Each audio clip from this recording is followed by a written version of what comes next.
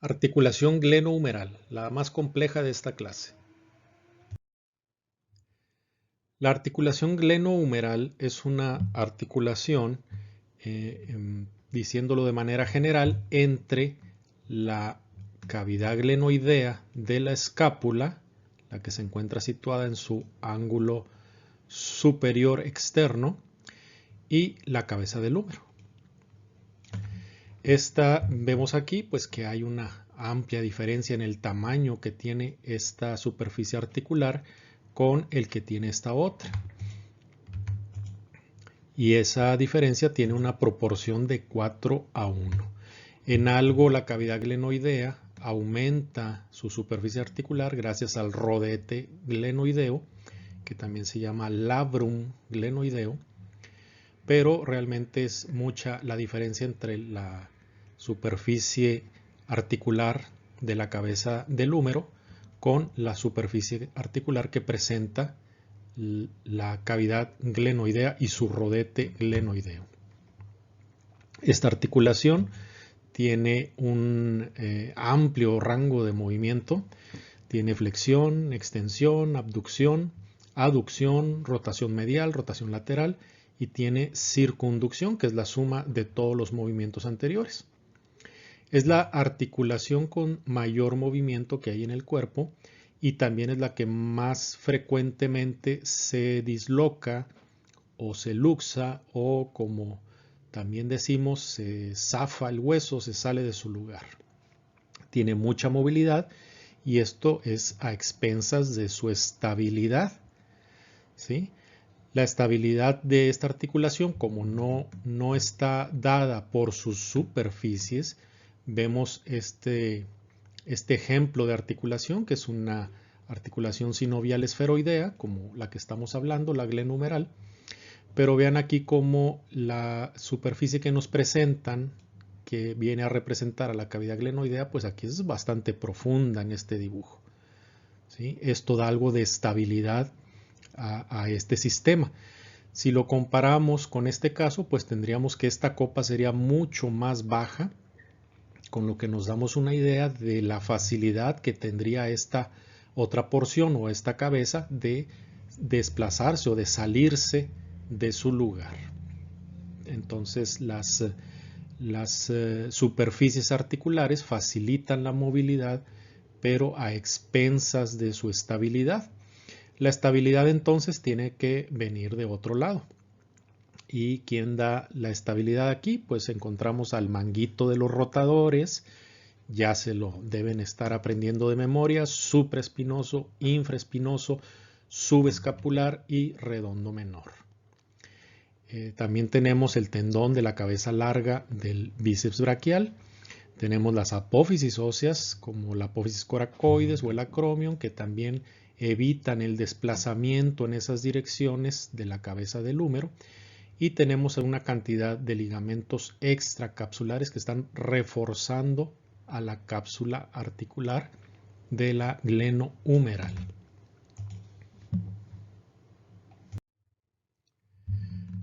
La cavidad glenoidea aumenta su profundidad y su superficie con un collar de fibrocartílago, que es el rodete glenoideo o labrum glenoideo. Labrum es latín antiguo, viene del labio, refiriéndose aquí a su ubicación alrededor de la entrada a una cavidad, comparable como si estos fueran los labios de la boca. En su parte superior, el rodete se continúa o se fusiona con el tendón de la porción larga del bíceps braquial. ¿Sí? Aquí sería el diagrama. El rodete tendría esta forma porque aquí estaría fusionado con el tendón de la porción larga del bíceps, que es este que vimos, que viene por la corredera bicipital y luego rodea por arriba a la cabeza del húmero y viene a la escotadura supraglenoidea, donde se va a insertar, se va a originar. Esta imagen pues me pareció muy interesante, es de un libro muy antiguo y es en el único donde encontré que hacen esta referencia de que el tendón está fusionado al rodete glenoideo, como lo dice el texto y como lo vemos precisamente en esta figura. El tendón de la porción larga del bíceps braquial, bueno, aquí dice el libro que el tendón de la cabeza larga del bíceps braquial pasa por la cavidad articular. Solamente lo menciona así. Entonces vamos a precisar un poco qué es lo que ocurre cuando este tendón pasa por la cavidad articular. Lo que normalmente no esperaríamos, que un tendón se meta a una articulación. Entonces, si recordamos cuando veíamos en la clase hablando de las articulaciones sinoviales y de las vainas y de los tendones, veíamos que los tendones están rodeados por una vaina sinovial, sobre todo en los sitios donde están expuestos a roces, a presión, ¿sí? O a fuerzas de tensión, sobre una superficie ósea, cerca de la piel, etc. Entonces, este tendón se encuentra dentro de la cápsula articular, pero está fuera de la cavidad sinovial. Entonces es un tendón intracapsular y extrasinovial, ¿sí? Esta imagen, que lo vemos así, imagen genérica, pues bien podemos imaginarnos que aquí donde se cortó este tendón es precisamente en estos lugares, y que esta vaina sinovial es la que corresponde a lo que está aquí intracapsular, ¿sí? Dentro de la cápsula de la articulación glenohumeral. Entonces aquí el tendón está envuelto por una vaina sinovial, que es una bolsa doble de membrana sinovial, es un manguito también, ¿sí? Es un manguito como los otros que hemos visto, por lo que el tendón no está en contacto con el líquido sinovial, con el líquido intraarticular. Puede ser que esté dentro, incluso dentro de la sinovial, ¿sí? O sea, generalmente es extrasinovial, pero puede ser que esté dentro de la cavidad sinovial, pero no va a estar en contacto con el líquido. Hay variantes anatómicas donde este tendón se encuentra dentro de la cavidad, pero el líquido sigue sin tocarlo, ¿sí? Aquí vemos en esta otra imagen, aquí está el tendón de la porción larga del bíceps. Vean cómo llega, aquí está la escotadura supraglenoidea, aquí está la cavidad glenoidea, ¿sí? Con su cartílago articular, su cartílago hialino. Aquí está el rodete glenoideo de fibrocartílago y aquí está el tendón del bíceps, ¿sí? Lo vemos que está dentro de la articulación, pero está, en este caso, está por fuera de la cavidad sinovial. Aquí no se inserta aquí realmente, pero en el corte, si lo viéramos un poco más allá, veríamos que este tendón aquí es donde entra al canal entre los tubérculos y luego va a seguir por la corredera bicipital.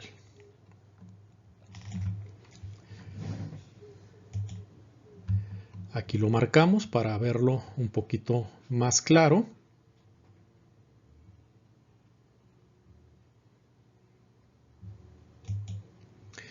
Este es un estudio de las variantes del tendón del bíceps, precisamente en la zona de la articulación glenohumeral. Esta es una de las variantes, no le hagan caso a esto, se supone que esto es lo más normal, lo más común. Y aquí estamos viendo el tendón del bíceps, que sería esta estructura en color oscuro, en color negro. Este es el tendón del bíceps. Esta es la cabeza del húmero, esta es la escápula, ¿sí? Y el tendón viene rodeando la cabeza y todavía alcanzamos a distinguirlo aquí, donde ya va saliendo de la articulación. ¿Cómo sabemos que aquí sale de la articulación? Bueno, aquí está el líquido articular, aquí está en color blanco. Todo esto es líquido sinovial, ¿sí? Líquido intraarticular. Y en esta parte vemos que hay líquido por arriba del tendón y líquido por abajo del tendón. Entonces aquí el tendón del bíceps está intracapsular, ¿sí? Está dentro de la cavidad sinovial, pero no está en contacto con el líquido, o sea, sigue estando fuera, ¿sí? Sigue estando por fuera. Y aquí están algunas de las variaciones. Aquí vemos el tendón. El tendón, recordamos, se origina del tubérculo supraglenoideo, ¿sí? Va rodeando por la parte superior a la cabeza del húmero y luego entra al inicio de la corredera bicipital entre el tubérculo mayor y menor que hay aquí en el húmero, en el extremo proximal, y aquí vemos a ese tendón. En esta parte está dentro de la cápsula, esto es la cápsula articular de la glenohumeral. Y en estos esquemas, eso está aquí de color amarillo. Entonces el tendón está dentro de la cápsula, ¿sí? Y las variaciones son si está dentro de la cavidad sinovial, ¿sí? En este caso está en el espacio que hay entre la membrana fibrosa de la cápsula y la membrana sinovial. En la clase que vimos de articulaciones sinoviales, veíamos que en ese espacio puede haber paquetes de grasa, puede haber algunas bolsas también. Entonces aquí lo que tenemos es un tendón que va envuelto en su vaina y va entre las dos capas de la cápsula, entre la fibrosa y la sinovial. Y tenemos algunas variaciones, aquí como que se está rodeando la sinovial, lo quiere rodear, entonces está colgando por un mesotendón, como así le llama el autor de este dibujo. Y aquí está totalmente separado, ¿sí? Y esto es la cavidad sinovial, líquido sinovial, pero sigue sin estar en contacto, o sea, siempre es extrasinovial. Aquí es extrasinovial, aquí es extrasinovial, porque no está por dentro, no está tocando al líquido sinovial. Va envuelto en su propia vaina, con su propio líquido. Es un líquido que no se mezcla con el líquido de la articulación.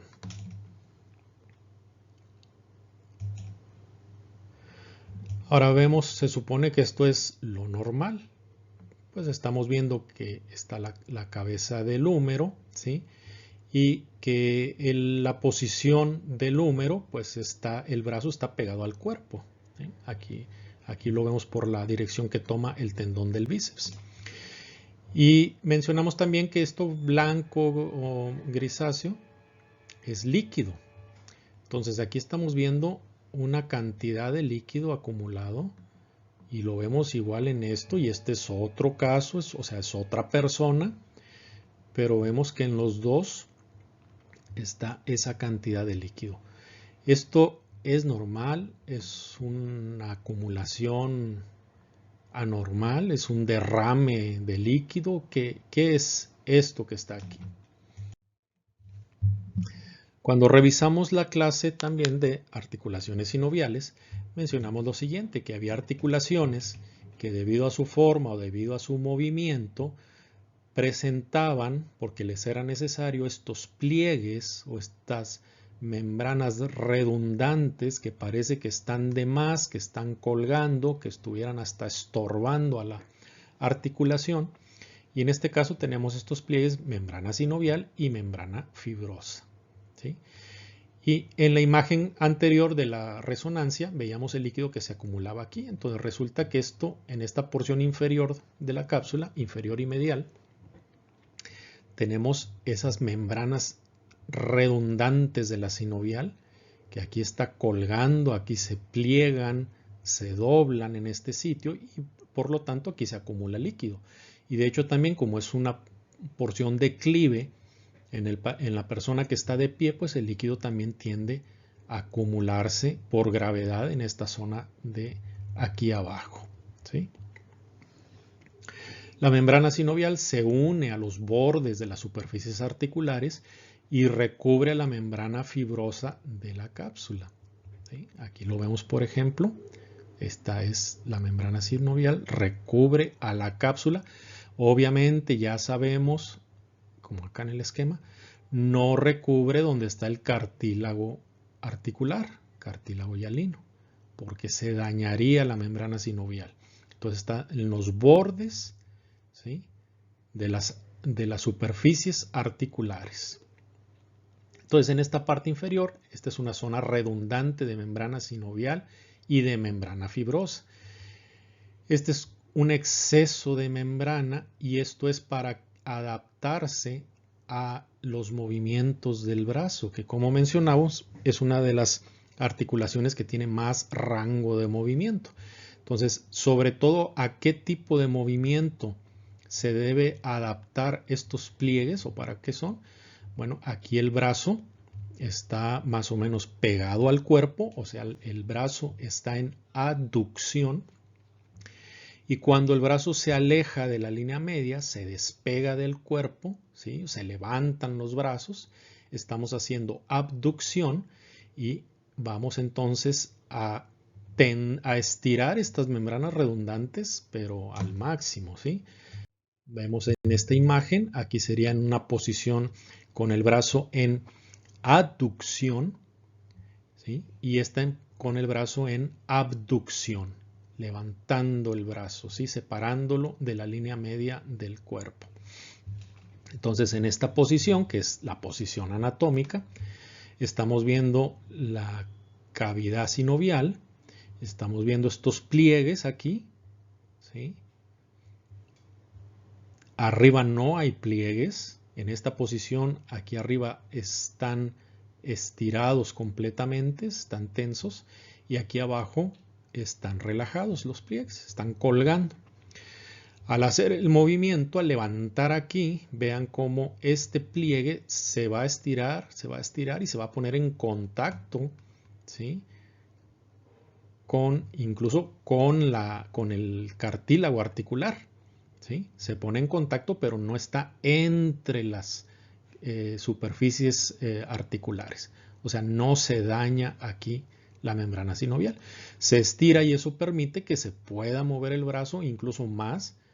Esto está el brazo en la horizontal, pero el brazo se puede levantar por encima de la cabeza. Todavía se puede estirar esto más. Y vemos que aquí en la parte de abajo se estira, desaparece estas membranas redundantes, pero arriba pasa lo contrario. De estar estirados, la membrana se pliega, ¿sí? Y se acomoda en este sitio. Vean qué funcionamiento del rodete glenoideo que no permite que estos pliegues de membrana se metan aquí, se pellizquen entre las superficies articulares, ¿sí? Los desplaza, funciona como un filtro aquí, no los deja pasar y estos se pliegan acá arriba y ahora acá es donde se puede acumular líquido, ¿sí?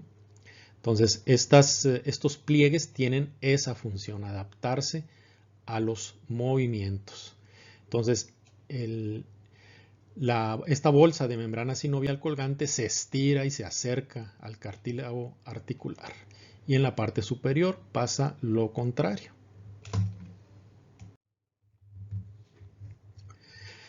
En la clase de articulaciones sinoviales, pues veíamos esos pliegues, como pueden ser a veces muy grandes, cuando la articulación tiene mucho movimiento, tiene mucho rango de movimiento. Vemos también cómo puede haber la grasa en el espacio entre la membrana fibrosa y la membrana sinovial de la cápsula. Incluso esa ocasión, en esa clase, mencionamos cómo los tendones podían entrar por aquí y ahora ya estamos viendo un ejemplo que es el tendón de la porción larga del bíceps braquial. Y aquí vamos a ver también sobre las bolsas sinoviales. Una bolsa sinovial es cuando la membrana sinovial se sale de la articulación como esto, utilizando aberturas o huecos que hay en la membrana fibrosa, ¿sí? Aquí tendría que haber un orificio aquí para que esta membrana salga y forme una bolsa que está comunicando el líquido con el que está aquí adentro. Estas bolsas se colocan entre los tendones que están cerca para proteger y amortiguar fuerzas hacia la membrana fibrosa. Evitar roces, evitar fricción entre las estructuras que tienen a veces movimiento muy amplio o movimiento muy brusco también o con mucha fuerza de tensión. Entonces, tenemos aquí en esta imagen primero solamente la membrana sinovial de la articulación glenohumeral, ¿sí? Entonces, esto imagínenlo como que es una bolsita de agua, que cuidado y la toques porque se va a agujerar y va a salir el líquido. Entonces, esta es la forma que tiene la membrana sinovial, ¿sí? Entonces, estamos viendo cómo tiene aquí abajo ese exceso, ese colgante aquí redundante, cómo se prolonga también aquí siguiendo al tendón hasta una buena distancia, ¿sí? Esto también ayuda a proteger a este tendón, el del bíceps braquial, del roce en la misma corredera bicipital, que esto no lo esté lastimando o desgastando. Vamos a agregarle a este dibujo la membrana fibrosa, o sea, recordamos que las cápsulas articulares tienen una membrana sinovial y tienen una membrana fibrosa, que es ahora la que estamos viendo aquí, y entre las dos forman la cápsula articular. Ahora, ¿qué hay en medio? Bueno, si ahora hacemos un corte, ¿sí?, que es este corte, aquí en el corte nos estamos llevando el tendón del bíceps braquial, observamos que hay huecos, hay defectos de la membrana fibrosa donde aún se puede ver la membrana sinovial, ¿sí? Entonces, la más constante y esos huecos, como habíamos mencionado, es la comunicación por donde se sale como si fuera una hernia, se sale la membrana sinovial de la cápsula de la articulación, como aquí, como acá y como acá abajo también, porque esto está fuera de la articulación, está colgando, ¿sí? Entonces, estos son esas bolsas de membrana sinovial. De estas, la más constante es la bolsa subtendinosa del subescapular. También tenemos la vaina del tendón largo del bíceps braquial, que es continuación de la membrana sinovial, igual que la anterior, y la zona redundante inferior. Entonces, si aquí le hacemos, si lo pinchamos aquí y sale líquido, es líquido que viene de acá adentro, ¿sí? Si aquí le pinchas, el líquido que va a salir va a ser líquido de la cavidad articular, ¿sí? Lo mismo en la bolsa redundante. Si aquí le hacemos un corte, se va a tirar el líquido de toda la articulación, no solamente lo de estas bolsas. Hay muchas bolsas, pero estas son las más constantes. ¿Por qué se llama bolsa subtendinosa del subescapular? Pues ya se imaginarán, aquí está el músculo subescapular, en la fosa subescapular, y el tendón del subescapular pasa aquí por delante de la articulación, ¿sí?, para ir a insertarse en los tubérculos del húmero, y aquí debe estar esa bolsa para proteger, para amortiguar el roce y el movimiento entre el tendón del subescapular y la cápsula articular. Lo mismo hace la vaina del tendón largo del bíceps. El bíceps tiene mucho movimiento y a veces con mucha fuerza. Vemos en otra imagen, vamos a verlo en un corte ahora, esta bolsa subtendinosa del subescapular. Ampliamos el dibujo y la señalamos. Aquí está. Bolsa subtendinosa del subescapular. Si metes aquí, por ejemplo, un hilo en esta bolsita, el hilo va a entrar por acá. O sea, comunica con la cavidad articular, ¿sí? Es bolsa subtendinosa del subescapular y aquí está el músculo subescapular. Y vean cómo esa bolsa está evitando que se apoye directamente a la cápsula. Lo mismo hacen las demás bolsas, ¿sí? Son para protección, son para evitar roces, movimientos. Y esta es la bolsa más constante. Bolsa subtendinosa del subescapular, comunicación directa y a veces vean amplio el defecto, una comunicación grande entre la cavidad sinovial de la articulación y la cavidad sinovial de la bolsa subtendinosa del subescapular.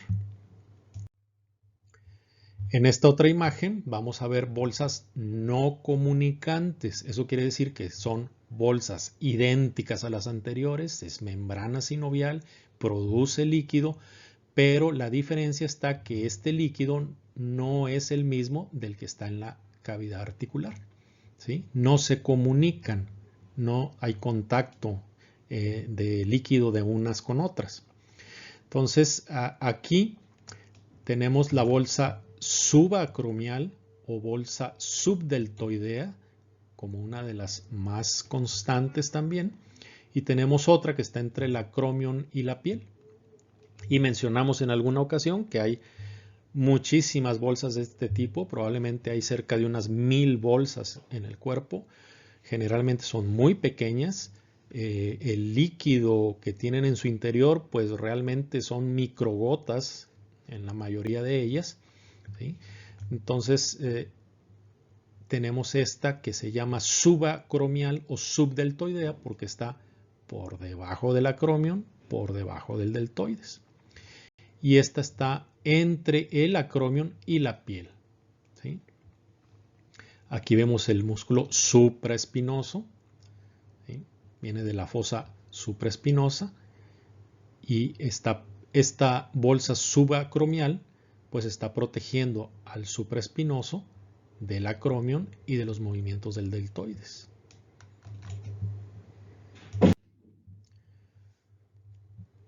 Tenemos entre la apófisis coracoides y la cápsula articular, bueno, vamos a ver, entre la apófisis coracoides y la cápsula tenemos otras bolsas, esta ya la mencionamos, es la subacromial, subdeltoidea, la que está entre el acromion y la piel, y aquí tenemos entre el coracoides y la cápsula, también realmente podemos mencionar aquí muchas, y probablemente donde tú pongas un dedo en la imagen y digas es que aquí este músculo pasa cerca, generalmente ahí vamos a encontrar también una bolsa sinovial, ¿sí?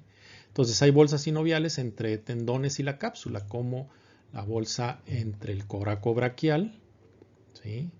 Vemos coracobraquial saliendo del vértice de la apófisis coracoides, acá está el acromion, aquí está la clavícula, la cavidad glenoidea. Entonces esta imagen la hemos visto sin músculos, solamente la escápula vista desde la lateral.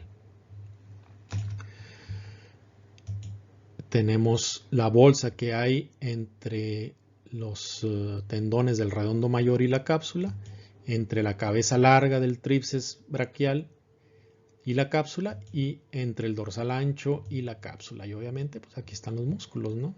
Redondo mayor, el dorsal y el tríceps. Aquí vean el tríceps como viene del tubérculo infraglenoideo.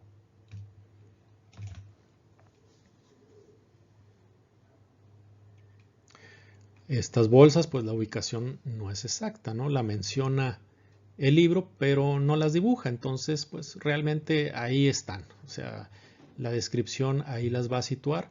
Puede ser incluso que hasta en una disección no las encuentres, ¿no? Son pequeñas o pasan desapercibidas entre las aponeurosis y puede ser difícil ubicarlas con exactitud.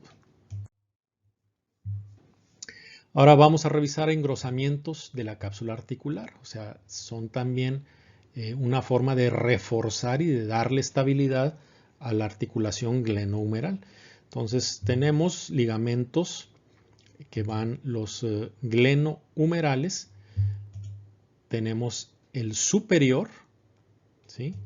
Tenemos el medio y tenemos el inferior. Estos glenohumerales van del borde superomedial de la cavidad glenoidea al tubérculo menor y al cuello anatómico del húmero.